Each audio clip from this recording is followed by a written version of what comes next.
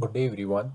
Welcome to lecture number 4 of microprocessor 8085, and in this particular lecture we will discuss the different designs of memory systems for microprocessor 8085.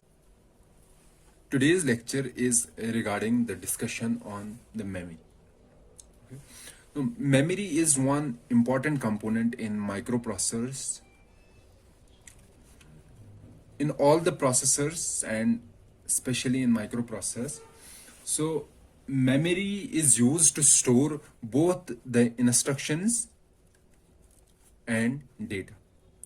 So whatever instructions we want our processor to execute, those instructions and the data on which those instructions are to be executed, both the instructions and data, they are stored in the memory.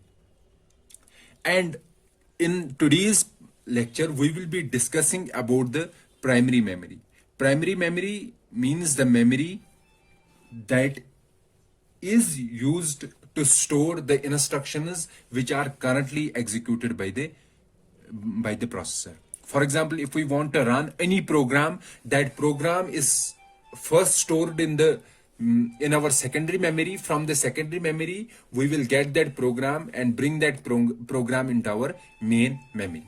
So our primary memory is the main memory, which is also called a main memory, that stores the programs which are currently in execution. Okay, so our lecture will be regarding these primary memories. So we won't be discussing about the secondary memory. Secondary memories, for example, hard disk, floppy disk, or flash drive. Those are the secondary memories, and we won't be discussing about the secondary memories. Our discussion will be primarily focused on the primary memory or main memory. That includes, one is a read-write memory that we also call the RAM, and another is a read-only memory that is called a ROM. So we will be discussing about the RAM and ROM. So this discussion will briefly discuss about the memories that are present in our microprocessor. However, for greater discussion, I have given a link in the description section here. So you can follow that link to have a greater detailed discussion about the different kinds of memories that are present in the processors. Okay. So our read-write memory, let's discuss about the read-write memory. This read-write memory is made of, if we say, registers. A simple memory. It is not always registers. It may be, for example, it may be made of different kinds of other memories. For example, we have DRAM cells, we have SRAM cells. As I have said that for greater discussion, you can follow the link given in the description. But here, let's, for the sake of simplicity and for understanding, let's say that the memory is made of registers. Okay, so let's say each register is of 16 bits. Okay, let's say it is of 16 bits. That means it can store 16 bits at a time. Or we can say, let's have a registers, and each register is storing a 8-bit quantity. Okay, so this is register 1. And let's say we have a memory of 8 bytes. Okay, so if it is a memory of 8 bytes, then how many registers are there in this particular memory? There are 8 registers. So we can say this memory is made of 8 registers.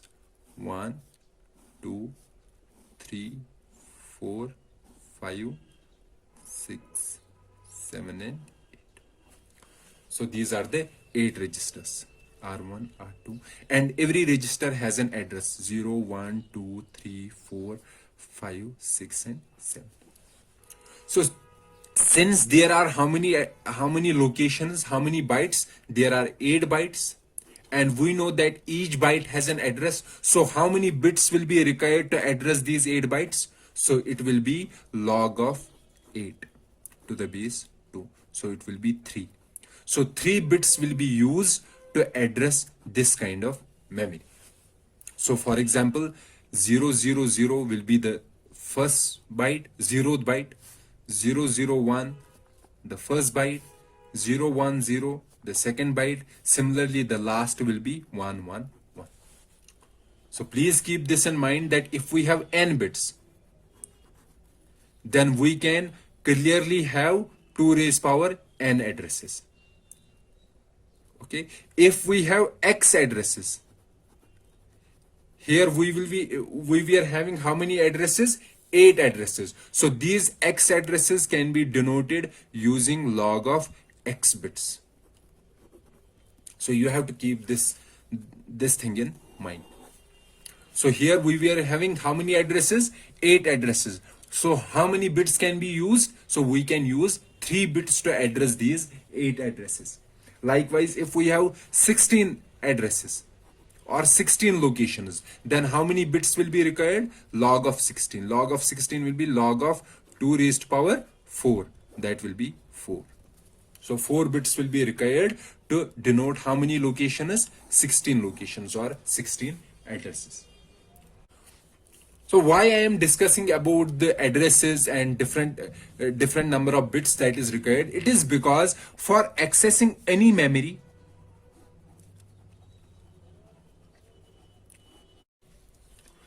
we require the address of the register from which we have to get the data. So register here means the location, 1 byte location of a memory. And after identifying that location or after identifying that particular register, we have to read or write from that register or in that register. Okay. So address is very important in case of a memory.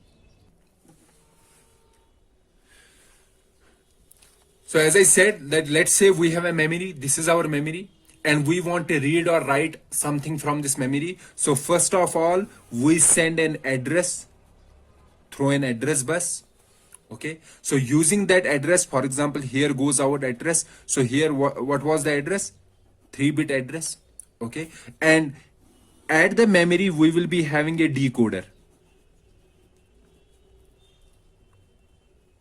So what is a decoder? Decoder has some input bits, and based on these input bits, it activates one of the output. It has many outputs.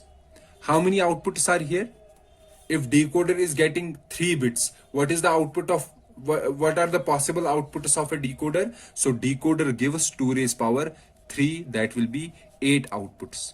And from these 8 outputs, only one will be active. So if there are 8 outputs, so it will activate one output based on these 3 bits. So we will be having a decoder. Decoder activates one of the output, and this will be our memory.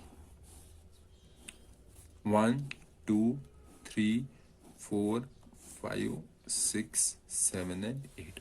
So we will be having 8 registers, 8 outputs, and each output will be connected to one register from the decoder.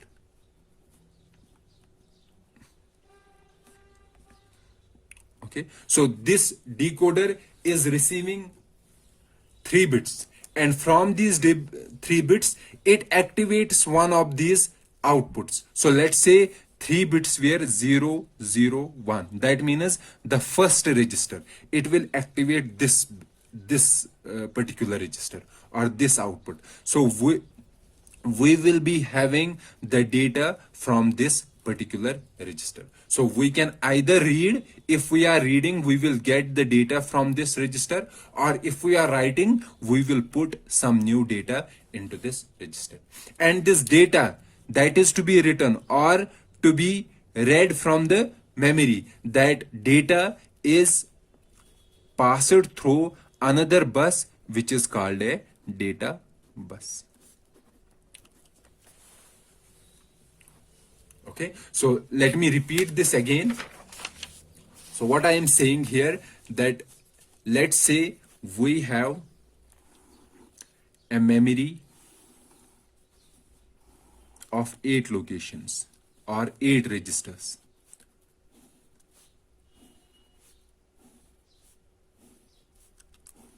This is our memory of 8 locations. These locations 0, 1, 2, 3, 4, 5, 6, and 7. And we know that having 8 locations, we will require log of 8, that will be equal to 3. We will require 3 bits to address these 8 locations. So from the processor, we are getting a 3-bit address. 3-bit address.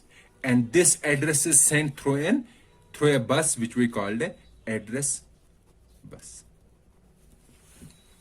Okay, so this address, first of all, from these 3 bits, we have to identify one of these 8 locations. And that identification is done with the help of a decoder. So we will be having a memory decoder here. This memory decoder takes 3 bits as input, and from these 3 bits, it has how many outputs? It has 8 outputs here. These are the 8 outputs from the decoder. So from these 3 bits, it will activate one of the outputs. So each output is connected to a register.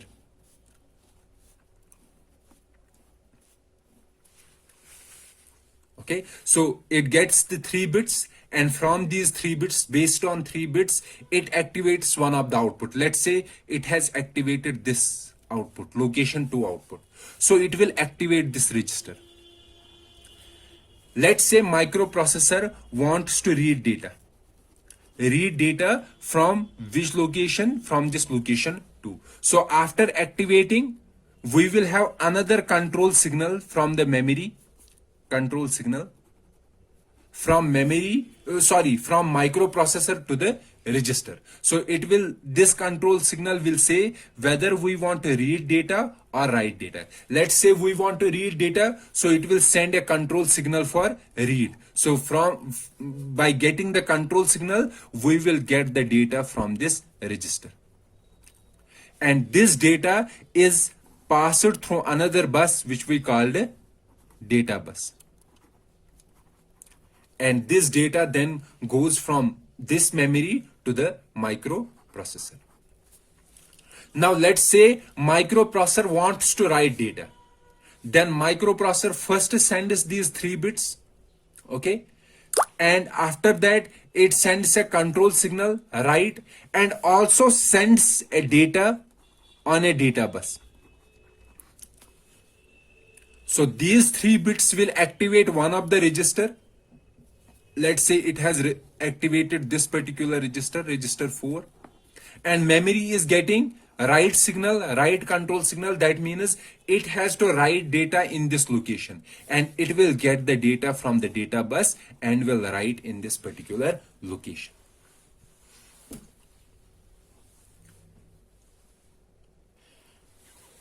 Okay, fine up to this point. So basically what is happening here? So what is the actual scenario that is happening? Let's take the example of a single register. Let's say we have a single register, or we can say a single memory location, only one memory location.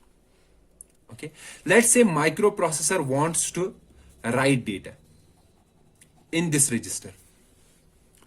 So instead of directly writing into the register, we will have some buffers here, some temporary location. So this microprocessor will first write in this write buffer. Okay, and after writing the write buffer, from this write buffer, we will write into the register. Okay, likewise, if microprocessor has to read data, instead of directly reading from the register, we will first read the data from this register into a read buffer. And then from this read buffer, we will send data to microprocessor. Now somebody will say, why are we having these extra locations instead of directly writing into the register or reading from the register? The reason is that even if our memory is busy in handling some other request, we will be able to write our data temporarily in write buffer. So we don't have to wait for the memory to first complete its ongoing operation. Okay, so these write buffers and read buffers give some kind of flexibility to the memory accesses. Okay. So here I was saying that we are having a single register. So even if we have, let's say, 4 register memory or 4 location memory, so this memory also will be having a write buffer and a read buffer. So let's say microprocessor wants to read data from this location 2. Okay, so what it will do, it will activate this location, it will read the data from this location into this read buffer, and from this read buffer we will send the data on data bus. Okay, so basically the memory is giving data in this read buffer. Okay, and from this read buffer we are taking the output onto the data bus. Likewise, if it has to write data, microprocessor has to write data into this memory. So instead of writing directly into this particular location, it will write data in this write buffer. So this write buffer takes the input data, and this input data is taken from data bus, and from here it writes to the memory. So input to the memory, data input to the memory is taken through a write buffer, and output is read from the output buffer, or we can say the read buffer. So this is also called a write buffer, is also called a input buffer, and read buffer is also called a output buffer. So if we take our memory, if we take our register memory, so the actual location is like this. Let's say we will be having an 8-byte memory. So 8-byte memory, what is the meaning? That we will be having 8 locations, total locations, and each location will be storing 8 bits. That means each location is an 8-bit register. Okay, so this will be our memory.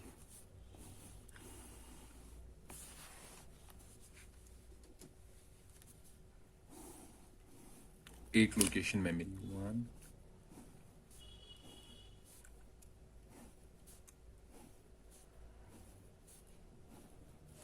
This will be our 8-byte memory.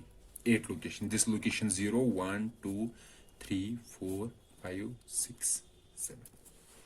And apart from that, we will be having an output buffer.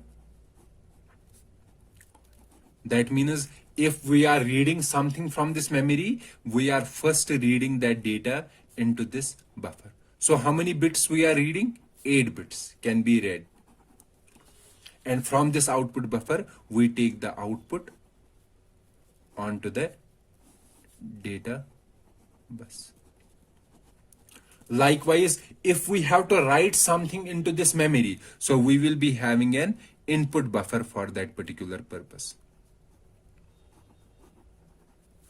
Okay, so we will first write data into this input buffer, and from this input buffer we will write the data into the memory, and this input buffer takes data from the from our what I mean to say, from the data bus.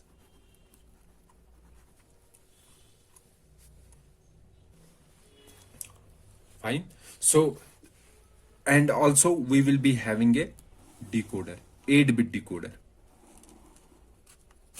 This decoder has 8 outputs. This is basically a 3-bit decoder.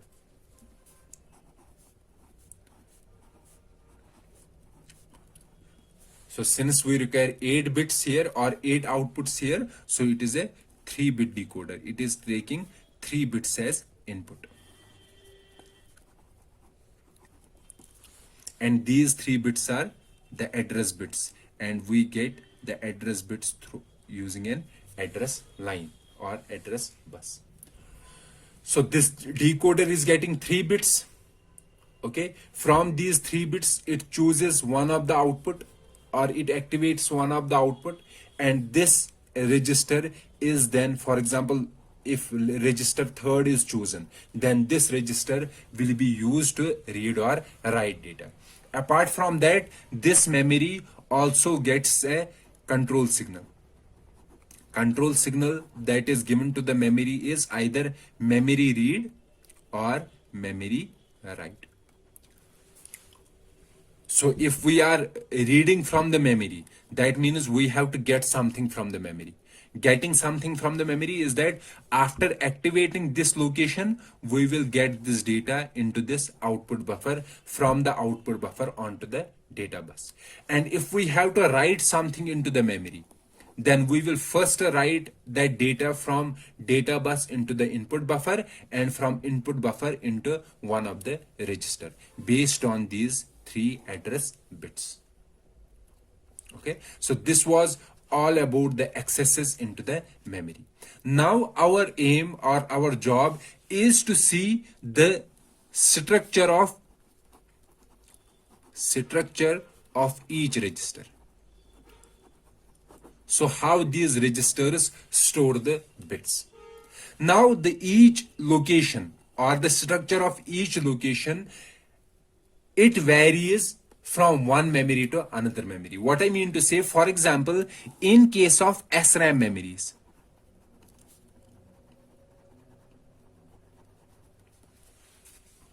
in case of SRAM memories, the structure is different as compared to the DRAM memories.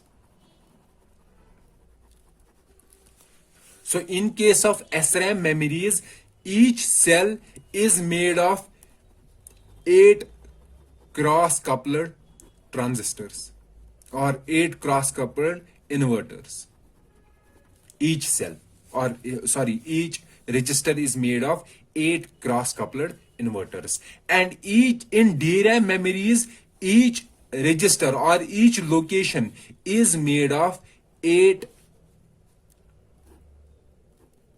transistors and capacitors. So I'm repeating again that for greater discussion on the structure of SRAM memories and DRAM memories, please follow the lecture given in the description. In this particular lecture, for discussing the structure of this one memory location, we will be saying that this location is made of 8 flip-flops. So each location, each register is made of 8 flip-flops. That means each location can store how many bits? 8 bits. Because we know that one flip-flop can be used to store how many bits? 1 bits. So 8 flip-flops can be used to store how many bits? 8 bits. So each location is made of 8 flip-flops. So before discussing the structure of flip-flops, I have a small question to discuss here. So in our microprocessor 8085, okay, microprocessor 8085, we have 16 address lines. Okay, we are having 16 address lines. So that means our decoder in that particular memory, in that particular processor, our decoder gets a 16-bit address, and using these 16-bit addresses, it chooses one output. And what are the possible outputs? The possible outputs are 2 raised to power 16. And we know that our memory in decoder is an 8-bit memory or a byte addressable memory. That means each location in that memory stores 8 bits. Or we can say each location is made of 8 flip flops. So let's discuss about the flip flops. So we don't have to go in greater detail regarding the flip flops, because you may have covered the flip flops in your digital design course or digital logic course. Okay. Here we have to discuss what kind of flip-flops are used to store the bits.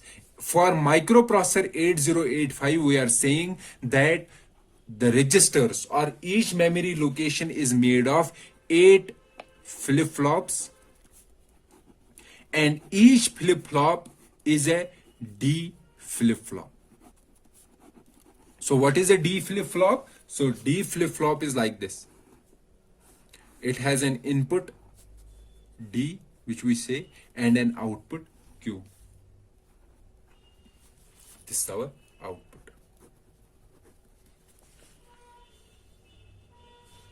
Okay, and basically we have another input and another output which we call the Q bar, but actually output is this one. This one we take the output. So if we have to store 1, we will give 1 and 1 is stored. If we have to store 0, we will give input as 0 and 0 will be stored in this particular flip-flop. Apart from the input and output, we also have another signal which is called a enable signal. When enable signal is active, then only we can read or write data into this D flip-flop. Writing data means storing some bit into the flip-flop, and reading data means getting the data from the output. Okay, so also there is one enhancement that is done in D flip-flops, is that instead of directly connecting the input and output, we connect these two lines using a tri-state buffer.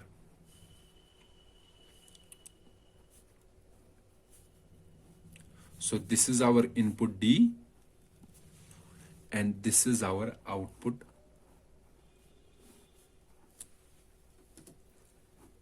So what is this tri-state buffer?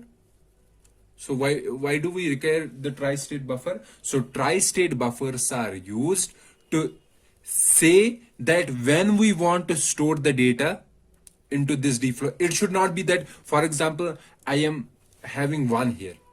Okay, 1 is here and 1 will be stored. Now in between some fluctuations occurred and it had become 0. And I don't want to change the bit that has been already stored in the memory. We want to keep the bit as it is, 1. So the storage in this particular flip-flop should be changed only on some signal. So when we send some control signal to the flip-flop, for example, write signal or read signal, then only this flip-flop or this particular flip-flop, D flip-flop, should allow the reading or writing into the D flip-flop. Okay, so these buffers here, these tri-state buffers, these will be used to control the storage of bits into these flip-flops based on some control signals. So let's say if I have to store 0 in this particular D flip-flop, so I won't store the 0 as it is. So first I will get the data and I will wait for control signal, because I should get a control signal from a microprocessor that you have to store this data into this flip-flop. So the previous design, what it was doing, that whenever it was getting 0 or 1, it was storing that into the memory. However, this new design says that when this tri-state buffer receives a control signal, then only it will allow this data to travel from this buffer to this input, to this D flip-flop. Likewise, from the output, let's say we have stored 1. Okay, this 1 is stored in this buffer, in this tri-state buffer. So instead of directly giving this buffer as output on this output line, okay, this will be an output line, what we are doing that give the output from this particular cell to the output. For example, to the output will be our data bus, or we can say output will be our output buffer. So instead of taking bit from here and directly placing that bit into the output buffer, we will say that give the bit from this buffer into the output buffer only when it receives the read control signal from the microprocessor. Okay, and as I said, another control signal that it gets is the enable, that when we have to enable this cell or when we have to disable this cell. So basically this enable and disable will be like selecting a particular location into the memory. So in memory we will be having different locations, and from these locations we are selecting one location, and then from this location we are either reading the data or writing the data. So enabling a particular location, that will be done with the help of enable line, and then deciding from that location whether we have to write the data or we have to read the data. Whatever data is stored there, that is done with the help of these two control signals. So let me repeat it again. What is the structure of a single D flip-flop? So single D flip-flop will be like this. So it will get then output from a buffer, input from this tri-state buffer, and output will be received through this tri-state buffer, and it will get another signal which we called a enable signal. And these buffers will get two signals. One is the write signal and another is read signal. So why I am placing a single circle here? Circle means complement. So write and read signals are active low. Active low signals. Active low signals means when this signal is 0, that means we have to read the data. And when this signal is 1, we don't have to read the data. And why we are using complement here? That since when this signal is 0, this should make it 1. 1 means activate this cell. So this is used for complementing this particular signal. Okay, that is why we are placing a small circle here in front of this line. Okay, so these write and read signals go to these buffers which are attached to the input and output of a flip-flop, and this enable signal is used to activate the particular cell from which we want to read and write data. And why there is a need of these particular buffers? The need of these particular buffers is to control the flow of data from this cell to this output. Likewise, controlling, so basically we will be having an input buffer, and from this input buffer we are taking the data and storing into the memory. Like I have already discussed here, in the memory we are having an input buffer and an output buffer. So these locations, basically these locations are flip-flops, so they are getting the data from the input buffer. So input buffer is giving data to a D flip-flop. Instead of directly taking the data from from the input buffer and storing into the D flip-flop, we are giving a write signal. When this write signal is low, 0, then only we will say that we have to store data that is there into the input buffer into my memory. Likewise, we are getting the data from this D flip-flop. It is not a single D flip-flop because it is an array of flip-flops. How many flip-flops? 8 flip-flops in a location. And from these flip-flops, we are getting the data into the output buffer. Instead of directly sending the data from this D flip-flop into the output buffer, we will send data only when this signal is activated. Okay, so this is a single cell flip-flop. However, let's say we want to have a 4-bit memory. So if we have a 4-bit memory, then what we have to do? Then we will require that each location should have 4D flip-flops. So we will be having 4D flip-flops. 1, 2, 3, and 4. And these 4 flip-flops will be connected to, they will be having an enable signal which enables these 4 flip-flops, or we can say which activates these 4 flip-flops. So they will be connected to each other. That means if I have to read data from this location means these 4-bit flip-flops, or this will be a complete register. So one register. So one register with 4-bit storage. Okay. So these enable lines will be connected to each other. And also these, input buffers.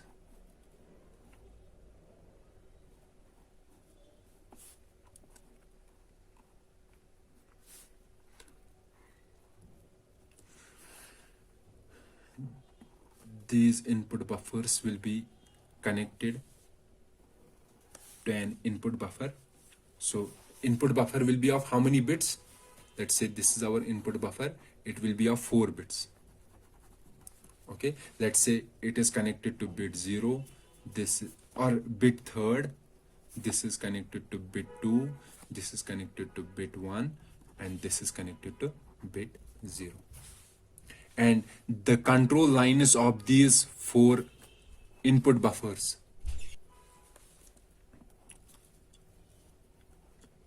So here we have a small circle here. So these input signals will be connected to each other to a read signal. To a write signal. Likewise, we will be having 4 outputs from these 4 flip-flops.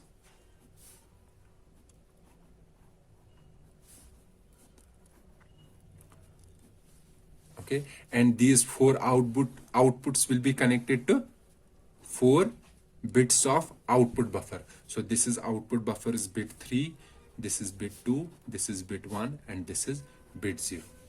And their control signal, write control signal for reading read control signal will be connected to a read signal that gets from the microprocessor. Okay, so if you can see how many lines are input to each register. So one is this control signal, write control signal, that goes to all the 4 flip-flops. Another is read signal that also goes to 4 flip-flops, and another signal that goes is the enable signal. And this register gets either a 4-bit input if it has to write data into these or store the data into these 4 flip-flops, or it can give us these 4 bits as output. So either we are giving some input to a register to these 4 flip-flops, or we are getting some output from the flip-flop. From these four flip-flops, or we can say from these 4 registers. So if we make a simple diagram here, let's say this is a register.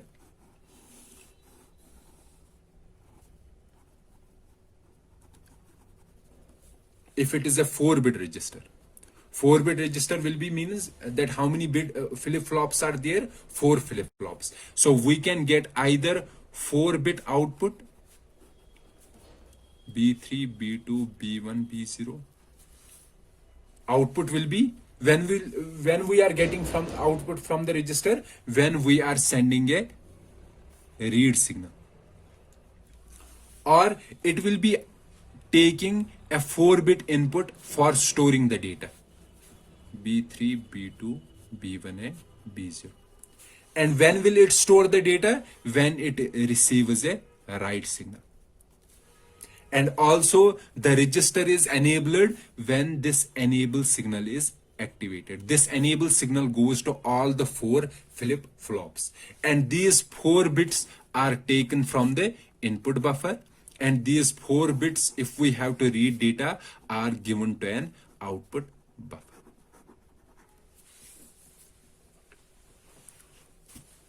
So we can say if we have an 8 location memory, so how many locations? 1, 2, 3, 4.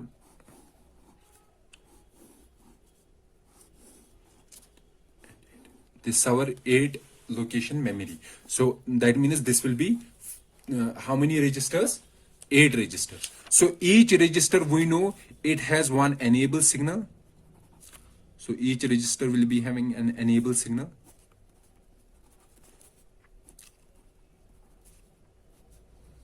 As input.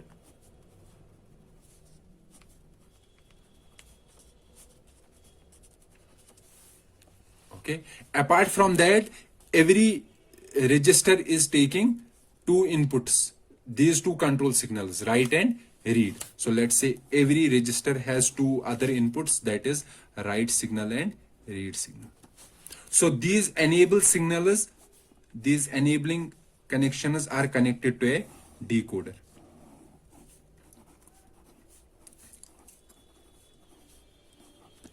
Okay, these enable. And we know decoder gets an address from the microprocessor, and based on the address it activates one enabling signal. Let's say this signal has been activated. If this signal has been activated, that means only this register or only the flip-flops in this register are activated. The other flip-flops, the other registers are in not active mode. So neither we can read data from those registers nor we can write data. And also this register will get either a read signal or an write signal. Other registers will also get this signal, but since enable signal is active only for this register, so only this particular register will take action for these control signals. Others will be in inactive mode. So either we will read from this register or we will write into this register based on the read and write control signals. So that means this particular signal, this particular memory is taking 3 bits address and is giving 8-bit data. So if we are saying that each register storage has 8 flip flops, so we can store or we can read data in chunks of 8 bits. So up to this point we were discussing about the memory, okay, how they are made and how the addresses are decoded to activate one particular register. Let's say instead of 8 location memory, we have 16 location memory. So how many bits will be required? Address bits. We will require 4 address bits. So let's name them A3, A2, A1 and A0. And how many locations will be there? 16 locations or 16 registers. So we will require a decoder which is 4 cross 16. That means it is getting 4-bit as input and it is activating one output from 16 outputs. Okay. So instead of having a single memory with how many locations? 16 locations. Why can't we have 2 memories or 2 separate memory chips and each chip is of 8 locations? So let's say this is chip 1, or we can say chip 0, and this is chip 1. And we know that chip 0 and chip 1, let's say this is of 8 locations and this is of 8 locations. So total memory is, how much is our memory? The total memory will be 16 locations. And in the first case where we were having a 16 location memory, we were requiring how many bits? 4 address bits. Here if you see how many bits are required. So for this particular chip 0, there are 8 locations, so we will require 3 bits. And for this memory also we will require how many bits? 3 bits for addressing. And the other bit, let's say this is bit A2, A1 and A0. This is A2, A1 and A0. Let's say we have an address. This is a 4-bit address, 1000. Okay. If we were having a 16 location memory, then this address would have been, would have been this address 1000. This will be address number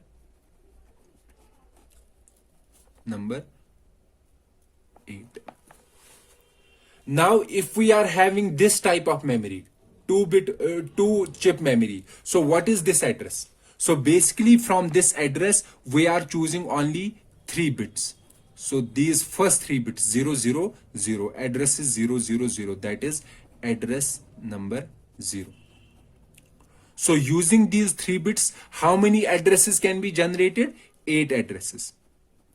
And in both of these chips, this chip 0 and chip 1, how many locations we need to address? We need to address total 8 locations. So using these 3 least significant bits, we can address all the registers in chip 0 and all the registers in chip 1.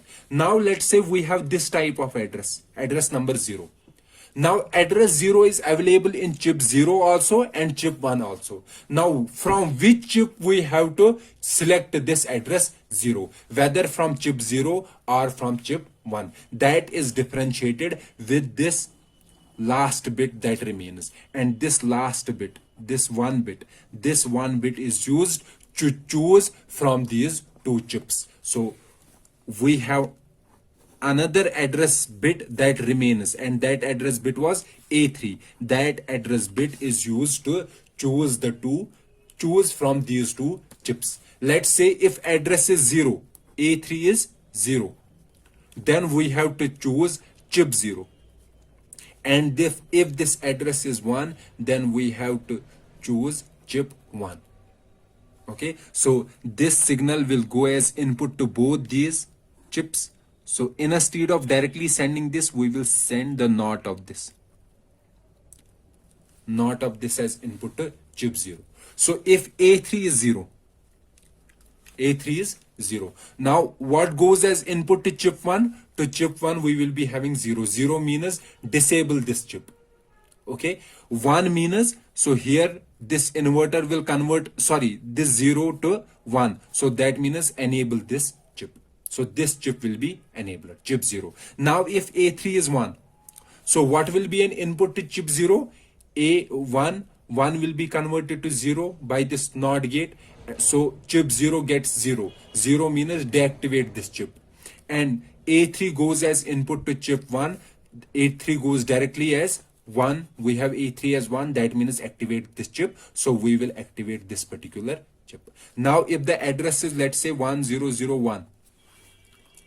So from the most significant bit, this will be our chip select bit. So here how many bits are used for chip select? 1 bit. So that means how many bits, how many chips can be there? There can be 2 raised power 1 chips. That means 2 chips. Because using 1 bit you can differentiate between 2 chips only. 0 means 1 bit and 1 means second chip. 0 means 1 chip and 1 means second chip. Okay, and then these 3 bits will be used to address a register in that chip. Okay, now if we are having this particular address 1001, so first we will choose the chip. Okay, so using 1, which chip will be selected? chip 1 will be selected. Now goes the address 001. These 3 bits go as address to chip 0 also, to chip 1 also. But since only chip 1 is activated, so only this chip 1 will take action on these three address lines 001. So it will choose one of the register, and from this register we will get the output. And also both these chips are getting the control signals, read control signal and a write control signal, both chips. So if you see that our address, this particular address is divided into 2 parts. One part 1 and part 2. Part 1 is required for chip selection, and part 2 will be required for the register in selected chip.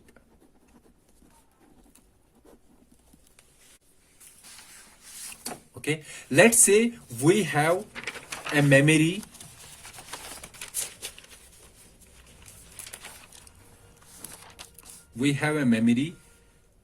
with let's say 5 address bits, and with 4 chips, and each chip has 8 registers. Okay, is it possible to design this particular memory using 5 address bits? Let's see if it is possible. So using 5 address bits, how many locations can you differentiate? 2 raised power 5, that is 32. So let's see if there are 32 locations. Now every chip has how many locations? 8 locations. And how many chips are there? 4. So total is 8 into 4, that will be 32. So yes, using 5 bits we can design this particular design of memory. Now if somebody says I have 5 address bits and I want to have a memory with 4 chips and each chip has 16 registers. So is it possible to design such a memory? No, it is not possible, because having 16 registers with 4 chips, that will be 64 locations, and you cannot address 64 locations using 5 address bits. You need minimum 6 bits for that. Now somebody will say I have 10-bit address, and I want to design a memory system with 4 chips and 16 registers. Now 4 chips with 16 registers will be 64 locations, and 10-bit can address how many locations? 2 raised power 10, that is 1024 locations. So since we require lesser number of locations, so this design can be easily created using 10-bit addresses. So how will we design this kind of memory system with these address bits? We will explain this in few minutes. Okay, let's first see this design. 5 address bits, 4 chips, and each chip has 8 registers. Let's take each chip first. So how many address bits are there? We have 5 address bits, that will be A4, A3, A2, A1 and A0. Now as I said that first of all you have to check if it is possible to design this particular system. Since we checked that yes, it is possible to design this particular system, then comes the problem of designing the chip, designing the memory system. So we are designing the memory system. Okay, so we are having 5 address bits here, and each chip we know that we require 8 locations. 8 locations means that each chip will get 3-bit address. So each chip will be getting A0, A1, A2 as the address. And how many bits remaining? These 2 bits. These 2 bits are then required to implement chip selection logic. Chip selection logic. Okay, so we know that how many chips we require? 4 chips, and using 2 bits we can generate four addresses: 00, 01, 10, 11. So 00, let's say it is chip 0.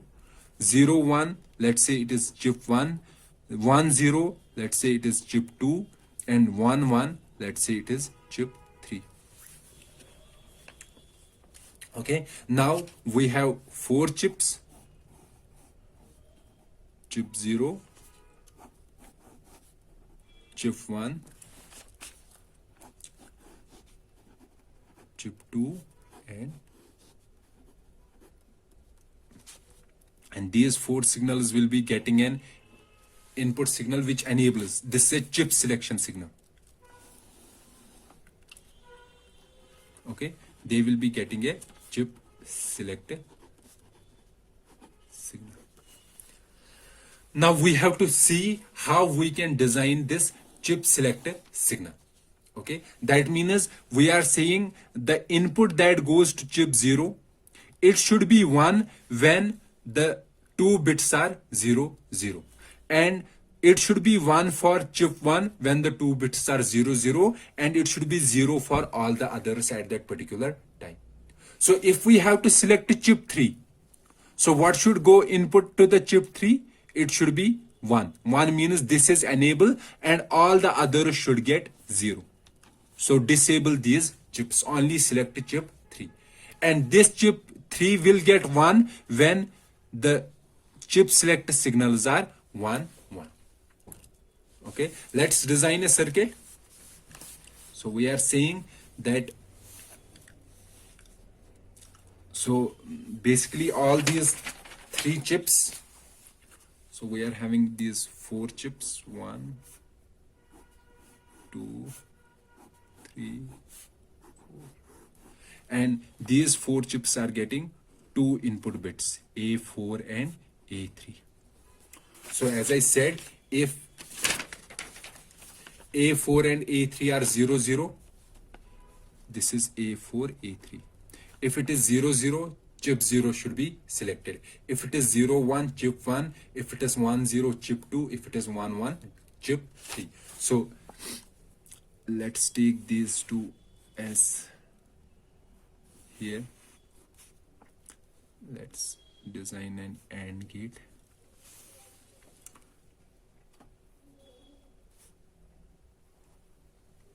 So this is an AND gate.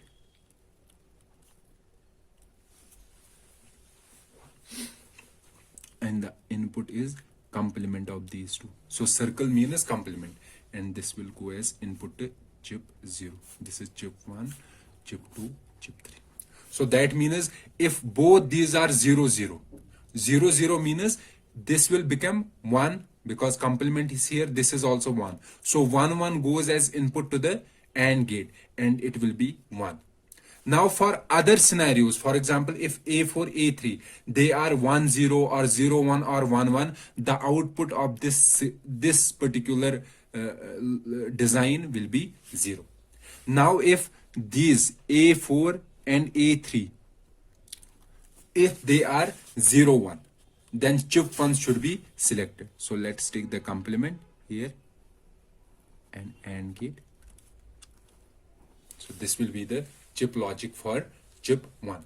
So likewise, if it is 1, 0, so if it is 1, 0, then chip 2 should be selected.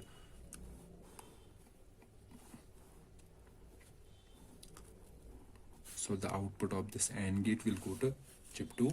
And if it is chip 3, then both should be 1, 1. A3 and A2 should be 1, 1.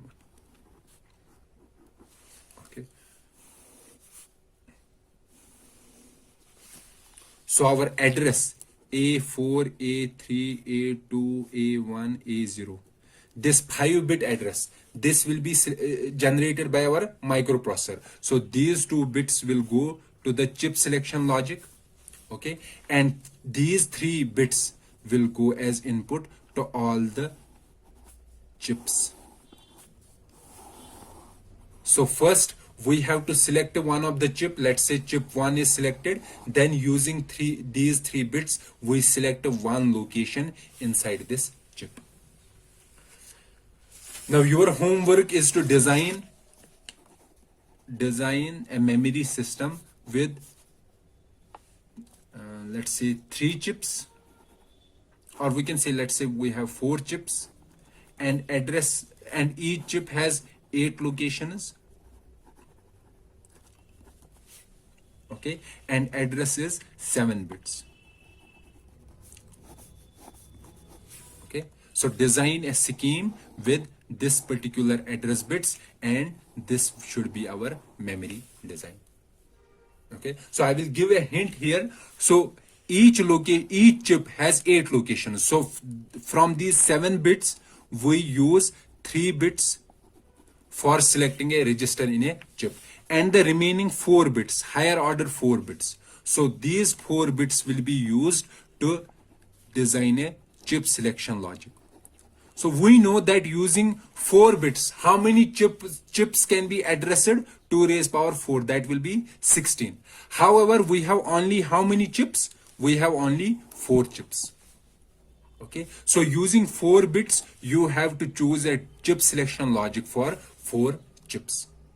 Okay, so that this is your homework. Please try this particular design and take the help from the book, that is Microprocessor Architecture, Programming and Application, that is written by Ramesh Gonkar. You can take help from this particular book.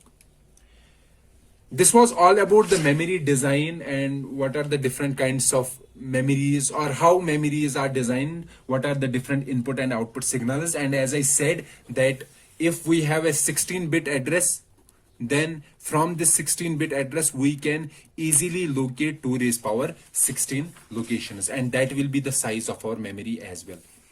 2 raised power 16 locations, and if each location has 1 byte of memory, that means that particular memory is 2 raised power 16 bytes. This completes our lecture on the memory design for microprocessors, and as I have repeated in this lecture, that for the greater discussion related to the different kinds of memories and different kinds of logic elements that are required in designing of memories, for example decoder, multiplexer, and many other components, logic components that are required, please follow the link that is given in the description, and you can see those videos, and from those videos you can understand the greater discussion about the SRAM memories, DRAM memories, ROMs, programmable ROMs, and many other different logic components that are required in the design of memory. Thank you everyone. We will meet in the next lecture.